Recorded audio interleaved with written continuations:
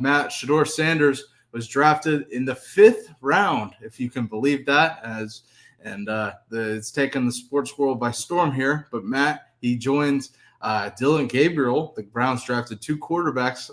I could not have predicted this here. But Matt, how do you feel about Shedeur Sanders being drafted in the 5th round by the Cleveland Browns? I'm glad the kid got picked. Mm-hmm. Going undrafted would have sucked, especially after being a projected first-round draft pick. Going undrafted doesn't suck if you're not projected to be drafted. You just know you're not going to get drafted, and you go undrafted and play. Dropping 5 rounds is pretty ruthless. Mm-hmm. But, you know, with all this information being released, I can't say, look, if you think they're colluding against him, I don't know what to do with that. I think it's ridiculous. There's no Kaepernick situation going on here. I think Shedeur and his team, which is Coach Prime, severely overestimated their own worth. I think the media, and myself included, and damn near everyone, I don't know anybody. I know a couple of people predicted he would fall out of the first round after they saw a couple mock drafts, but nobody just came out and said it. You know what I'm saying? And then it just started happening. But yeah. He never said that he would fall out of the first round until mock drafts started coming out. Yeah. And then he was like, yeah, okay, I can see this happening. So I'm not saying he's right or wrong. It's his team, which we found out there is no team. It's just him and Coach Prime. They didn't do this correctly. Let's just be real. It's the way it is. And not working out the combine, not playing in any of the games, not doing anything really, really came back and bit him in the ass. And, coming out and saying we don't want to play for half the teams, the NFL said, okay, that's fine. We'll make sure you don't. I don't agree with this from a talent perspective. I think he's a pretty talented kid. I think he's a first-round talent-wise. I don't see how everybody can flip on that as fast as they did. Just because he did fall out of the first round. So many people that just, he doesn't do anything special just because that's the narrative that was placed out. So everybody starts rolling with it like they came up with it. I've never really seen anything like this, so it's a precedent. It's the first time it's happened. If I'm a player, this is a cautionary tale. Work out, do your job. If you're supposed to go work out the combine, go work out the combine. If you're supposed to go to work out a shrine game, go do the job of the shrine game. Yep. If you're a football player, do what football players do. And I'm not going to sit here and listen to any negativity towards the kid or any jokes or I'm not listening to it anymore. We'll just ban your ass and move on. I hope that this humbles them up a little bit, and it hasn't. It hasn't, but I hope it does. I hope that he can realize that the 5th round draft pick, backup quarterback that's fighting for a roster spot can't have an entourage. You just can't do it, bro. You can't walk in and have the entire room full with your people. And maybe that's what the NFL was trying to do here. You know what I'm saying? They're trying to step on board to make sure that the Shedeur convoy doesn't come with them. You know what I'm saying? So, man, I don't know. I don't know if I'd be out at the club right after going in the 5th round, dropping 5 rounds. I don't know if I'd be out at the club afterwards with a bunch of celebrities and shit and posting. And that's just me though, dog. I don't drink and party anyway. Your signing bonus isn't even going to be $100,000 in the 5th round, dog. What this kind of shit right here on Twitter. I'm sorry, but this kind of shit right here. This is well, if I saw any other 5th round draft pick doing this shit, I'd be like, holy God, this is fucking ridiculous. This is ridiculous. What are we doing? I know that everybody's going to turn on me now, and I'm a hater. But fuck you. This is ridiculous. Well, let's keep it real. Yeah. First off, Bucky on Twitter said it was $1 million. So just even worse. Why do we need to take $1 million in a briefcase to a club to show it off? Matt, I don't know if you saw the clip, but Shedeur, at some point, I think he was sitting with Shiloh. By the way, Shiloh needs to get a show or something because he's pretty entertaining. But when Shedeur says after he got drafted, he's just like, I want a ball. He said something about he's not rapping no more, blah blah blah blah blah. And then I see this with Shedeur, we know, Matt, now more than ever, everything he does is going to be recorded. I mean, Matt, I'm sure you tell your players this when they're entering college football. Everything you do is recorded. You're always on a camera no matter what. You always have eyes on you. So, like you mentioned, him entering the locker room, it's going to be interesting, Matt. Imagine how much resentment there is towards bonus babies in the locker room. Like Vernon Goldston and guys like that I played with, that I'm 4 years in and he gets drafted and gets $50 million. There was a true animosity in the locker room towards him. People wanted to beat the shit out of him. Mm-hmm. And when he failed, people laughed about it. They weren't like, oh, our team got worse. They were like, can you believe this jump? I think Shedeur's a hell of a football player. And I think he's going to go win the job in Cleveland. And I think he's going to play there for a long time and be a really good player. I'm simply saying right now, this is an opportunity that's been forced on you. You didn't choose to go in the 5th round. This was forced on you. If I'm him, I'm taking this opportunity to make football first. And that's it. I'm going to shelf the extracurricular shit. I'm not going to do any more extracurricular activity outside of football until I am the starting quarterback for the Cleveland Browns and playing at a level where this is not questioned. Definitely.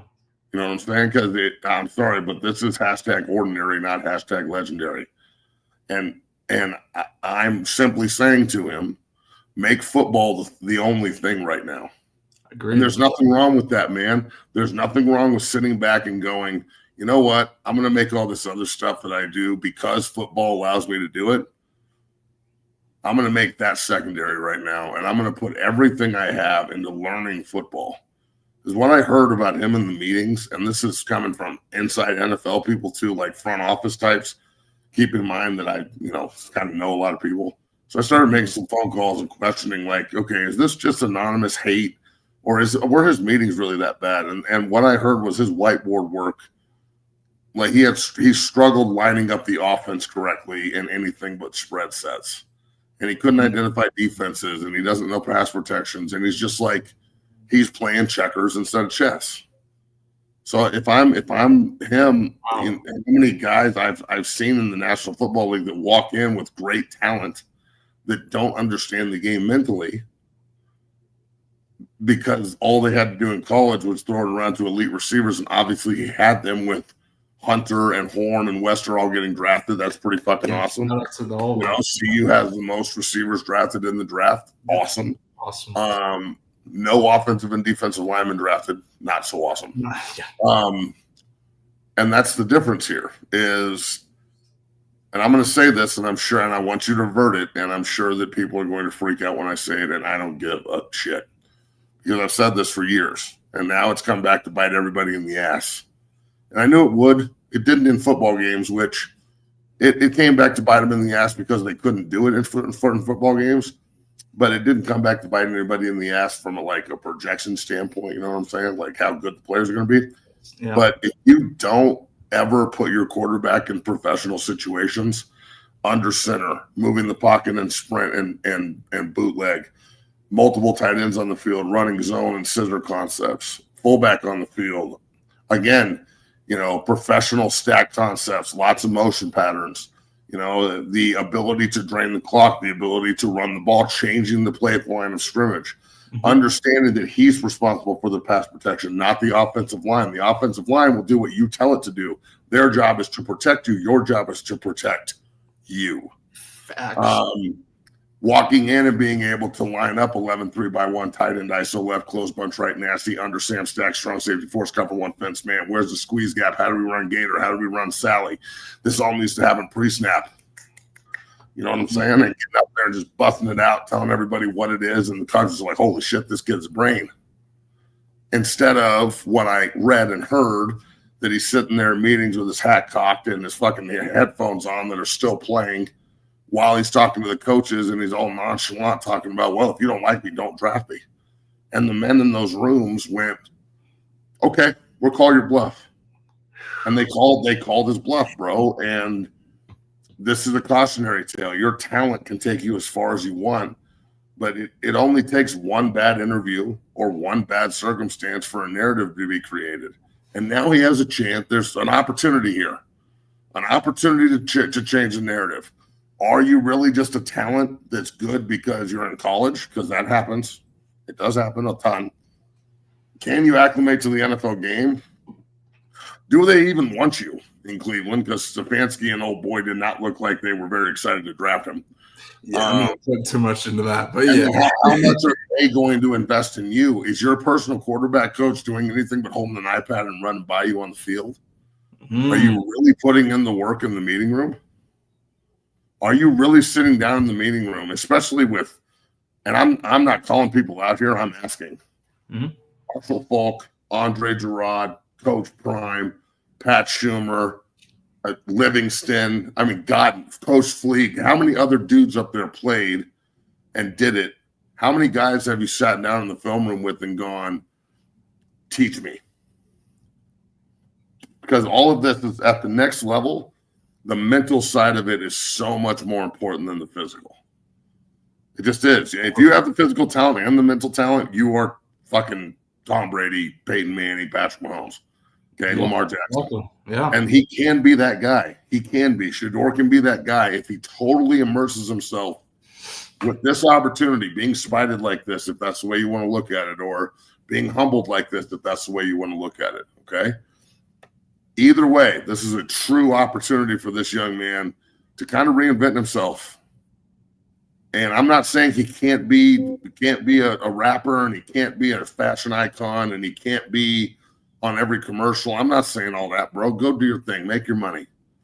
But I wonder now if it would be, hey, let's pump our brakes a little bit on all this shit. I just need to go immerse myself in the Cleveland Brown quarterback thing. Instead of walking in, and I don't know if this is true or not, but you told me it was a fake news, and I don't. People are running with it out in Denver. It's not true. I promise you. That's I hope it's not true, because that's people think it's true though. Like people seem to think that they do. I did 2 radio shows this morning in Denver. They all think that. Oh, I all think it's true. They all. Twitter is crazy. How fast do people run with? And like I'm sitting there looking at it, and I'm like, wow, I know, this is like true. And it's apparently it's not true. The whole Coach Prime's going to go, sit in on the meetings. No, he's not. Coach Prime needs to focus on the Buffs and being a fan and a dad, and totally detaching from the 2 boys and Travis Hunter, and just go be a fan when you can be. Okay. And the boys need to totally detach from dad and the coach and see you and go do their own thing and do their NFL venture and bring in dad and the whole family and do all that shit when it's time to do it. Just like everybody else, by the way. Yeah. There's everybody from the first pick in the draft, Cam Ward, totally needs to immerse himself in the football. To the last pick of the draft, the Memphis safety, totally needs to immerse himself in football. Otherwise, you won't be in the meat grinder for very long. They'll run your ass out of that place as fast as they can. Yeah. There is like college football right now. For Quinn Ewers, college football was an $8 million to an $800,000 drop just because he decided to come out this year. I think guys are going to really start questioning when they come out for the draft based on things like this. So yeah. I hope that he is learning from the situation. He's far from losing. He still got drafted. Things are good. It's an opportunity to go prove people wrong, which sometimes that's the best place to be. Lying in the weeds right here with everybody thinking you can't do it and the whole world laughing at you, and all the we got it right people that are finally right once. Everybody who said he wasn't going to be any good in college, wrong. Everybody said he wasn't going to win anything in college, wrong. Everybody that said he wouldn't be an All-American, wouldn't be a Heisman finalist, you were wrong. Everybody said he wouldn't win awards, you were wrong. Pretty much everything that everybody said about the kid, they were wrong. They got one thing right that he dropped in the draft, and like everybody that's a hater is now the smartest guy in the room. And that's bullshit. That's bullshit. You got one thing right, so congratulations, pundits.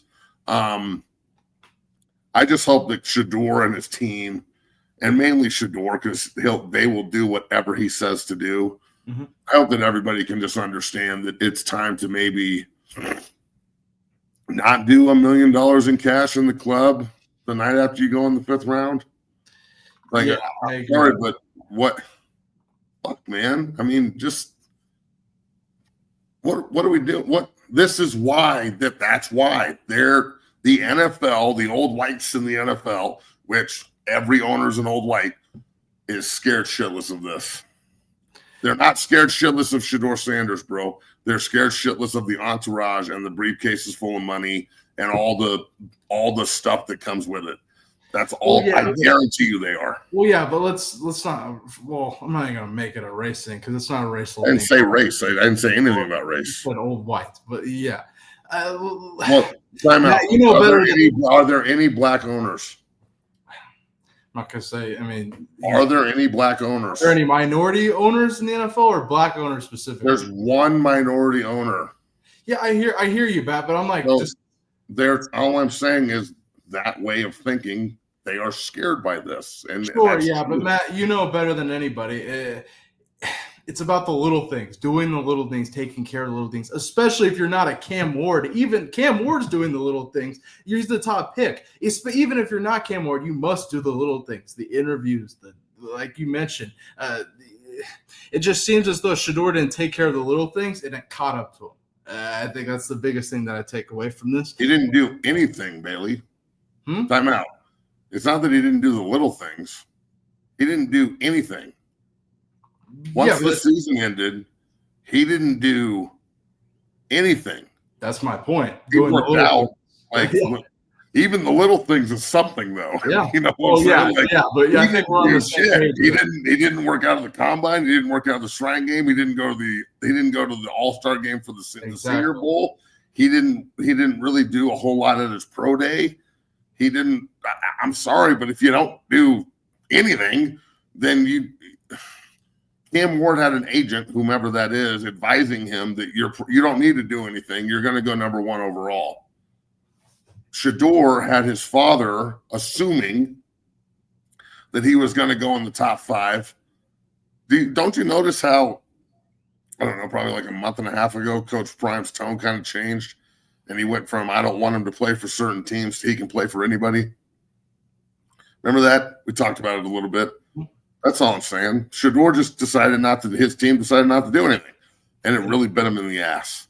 So now you look, just like you were in control of that decision, nobody forced you not to do anything. Let's be real. And everybody can save the hate. I don't really care what you say. It's obviously there's people calling me a prime sexual. I'm a born Buffalo, bro. Like I love Coach Prime, but you know, I'm a Colorado fan first. He made a choice and his team made a choice that backfired. Okay. Mm-hmm. Well, now you have another choice to make on how you're going to handle this. And are you like I sent you something? He's out on the porch talking to his mom, and you can overhear him saying on video, which maybe it's time not to put every single conversation on fucking video. Just saying, the criminal mindset of Matt McChesney says don't record anything. Just saying, dog. I ain't trying to get out. I'm not trying to stack evidence against myself. Mm-hmm. So he's on the deck with his mom. It's cool that Prime's got his ex-wife at the house. I don't know how he does that. Congratulations, Prime. I can't be within 10 feet of my ex-wife. He's hanging out with his. I got to go talk to Dion about this. But like sitting up there and he goes, well, you know, I feel like somebody that got accused of a crime that didn't do it. Well, that's the victim mentality, Matt. That's the victim shit right there. Hold on. Time out. You did contribute to this though. Mm-hmm. and all of the cocky shit that everybody hated. Well, it seemed to me that there's a lot of people in the NFL that hated it too. I love it. I love that shit. I love that cocky shit. I love flashing the fucking watch. I love talking shit, smiling with a grin and spitting blood. I think it's tough type shit. I don't think it's fake. But there are a lot of khaki wearing motherfuckers that didn't like it. And it blew up in his face, bro. So you are actually in control of what happened. He could have worked out at the Shrine Game and played all week. He could have played in the Senior Bowl. He could have worked out at the Combine. And it would have either, like, the thing is, it could have changed people's minds, apparently. You know what I'm saying? It could have validated itself for himself, like validated the fact that he is what he says he is, and changed the minds of some people. But when he didn't work out, people keep stuff pretty close to the vest in the NFL most of the time, unless they want stuff leaked. A lot of the time, a lot of the leaks are bullshit. It seemed like a lot of these leaks were kind of real. Mm-hmm. You know, sitting back and look at it now, it's like Shedeur missed an opportunity to go and change the narrative. But then who was asking what the narrative is? Did Coach Prime really go out? And when they said, oh, we don't know if he's a first rounder and we don't know if he's going to play here or there, instead of getting angry because they don't agree with you, which, let's be real, Bailey knows this better than everybody because we do this show together all the time. Is that not a thing? If you don't agree with everything in Boulder, is there a blackball aspect? Yeah. You know better than anybody. We all know from the show. I'm the biggest Prime supporter in the fucking world, and all I do is constructively criticize scheme and shit, and I get blackballed. Yeah. And I'm working with recruits and shit. And I got guys that are recruiting and trying to fucking like sign and all this other stuff, and we still get into it. And like I have to sit down meetings with them to where we explain each other. Well, I'm not doing anything that anyone else isn't doing. You can't blackball the entire country because they don't agree with the way you're doing something. So there's so much to unpack here, bro. And people are pissed off. Either people are pissed about it or they feel like the thing that I don't understand is why you're so happy that this kid fell. Like personally, on a personal level, why are you so mad that this kid fell, or why are you so happy that this kid fell in the draft? Like all the praise on Saturday, like, oh, this is awesome. I'd love to see this kid getting humbled. What? That's not very American of you. That's not the way this works. I don't. We want people to be successful in this country. You could do it too. Like, there's plenty of opportunities to be successful. Yeah. Like, there's two sides of it to where there's that, right? And then, do you see Stephen A? I don't know if you saw this, where he's saying it's just a bad look for the NFL. It's just Kaepernick level collusion.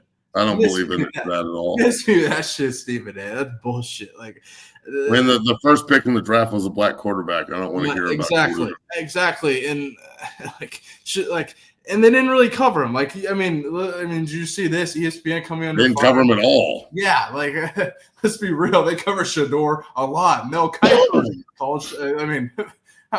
Matt, you heard the draft coverage. How much did Mel Kiper talk about Shedeur? Shit was the whole time. Like he was talking, he was arguing with people openly. He gave the Browns an A+ on their draft. Did you see that? Yeah, he's the only team to get an A or an A+ with Cleveland because they drafted Shedeur. And look, I think Shedeur is going to be a hell of a player. I do. I'm not going on this like I'm not going to turn and be like, oh, the NFL's right. He's shitty. I'm not doing that. And it's amazing to me that so many people that went undrafted do that. So this isn't, again, it's an opportunity to change the narrative. And I hope he takes it, dude. I really do. I hope it doesn't turn into like halfway through the season, he's just sitting at his locker and like with his head down, he won't answer questions. And it's, Cleveland. Nah, dog, this is a blessing. Shedeur Sanders playing in the NFL is an opportunity and a blessing. Mm-hmm. You are not Deion Sanders. You are Shedeur Sanders. Yep. You know what I'm saying? Like, come on, man. This is your opportunity. It's not your dad's. You need to take extreme authority over your own life with prejudice. You need to make sure that you're not being put in positions that you don't really fully understand. Like, what Do you think he brought the $1 million briefcase to the club? Such a bad look. I can't. No, that was a gift, I believe, but still, somebody gifted him $1 million. Yeah, that's what the rumor is. Hey, you want to know what you shouldn't do when you get gifted $1 million cash? Take a fucking picture of it and show it so the IRS goes, hey, let me see that $1 million cash. Yep. No, you go and put that shit in a duffel bag and fucking you vacuum seal the fucking money so it doesn't fucking get eaten by earth and erosion and oxygen, and you bury that shit out in the fucking backyard at Coach Brian's house. No, well, you don't. You don't. That's not the way it works. I don't disagree with you here, man. You see somebody gives me $1 million motherfucking dollars. Yeah, I know what you're gonna do. I'm shoving that shit in the fucking back of the car. I'm out. I'm not showing it off. Come rob me. Oh my God, man. Well, Matt, we got a lot to talk about on this show. I think we, gave a reaction to Shedeur headed to Cleveland. I think it's a really interesting situation, a tough situation. 4 quarterbacks there. What are they going to do? They got small hands, Pickett, Flacco. They got Dylan Gabriel. They drafted 2 quarterbacks. You saw the front office reaction when they drafted Shedeur. I don't put too much merit into that. I don't know about you. Who knows when they grabbed that angles when they were, when Shedeur is drafted. I don't put too much into that, but interesting. We'll continue to talk Shedeur every day, I'm sure. But now we can actually break down what the future looks like in Cleveland. Matt, over the weekend, I don't know if you saw, President Trump weighed in on Shedeur's draft stock and him falling in the draft here. I don't know if you saw. I'll go ahead and read the statement for everybody. He said he called out NFL owners, saying, "What is wrong with NFL owners? Are they stupid? Deion Sanders was a great college football player and was even greater in the NFL. He's also a very good coach, streetwise and smart. Therefore, Shedeur, his quarterback son, has phenomenal genes and is all set for greatness. He should be picked immediately by a team that wants to win. Good luck, Shedeur, and say hello to your wonderful father." Matt, did you see this over the weekend? Do you have any comment on it? This wasn't on my bingo card. I talked about this with Coach Leroy Frederick over the weekend, but what are your thoughts on this? Go ahead. He's not wrong. I think that people passing on in the way they did is pretty ridiculous. He's a pretty good player. Trump's a fucking sports fan, so he's far from stupid, and he knows what he's talking about. He used to own a UFL team or a USFL team back in the day, the New Jersey Generals. So, cool. The president's chiming in. There ain't shit he can do about it, but he's chiming in. Yeah, I'm sure. I saw Colorado Buffalo's reaction, or Buffs Nation, like on Twitter, and the reaction. I'm sure there's a bunch of liberal assholes in Boulder who are like, "Oh my God, the president's involved. Shut up." A bunch of like fucking blue-haired idiots. Yeah, very indifferent on Twitter here from Colorado Buffalo's Nation. Matt, I just wanted to get your reaction to that. That was an interesting tidbit that happened over the weekend here.